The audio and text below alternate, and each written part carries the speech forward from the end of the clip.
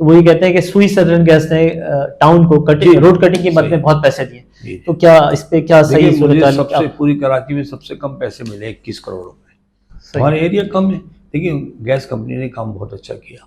40 साल पुरानी 50 साल पुरानी लाइनें लीकेज थी, पानी मिक्स हो रहा था, ये ब्लॉकेज हो रही थी, उन्होंने किया। अब मैं आपको कटिंग का बताऊं, ये तो सबके पेट में दर्द है। वजीर आला, कमिश्नर, डीसी सब लोग ये बोलते हैं। अब मैं आपको बताऊं, उन्होंने हमें कहा कि जी 2 फीट की ट्रंच खोदनी है, इतनी गए क्यूबिक फीट के हिसाब से कैलकुलेशन करके। कच्चे का रेट अलग है, पक्के का रेट अलग है। पक्के से मुराद सड़क है, कच्चे से मुराद कच्ची जमीन है।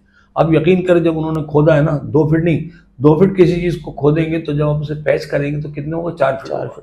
4 फीट का 8 फीट होगा, क्योंकि वो साइड की जमीन भी डैमेज हो जाती है।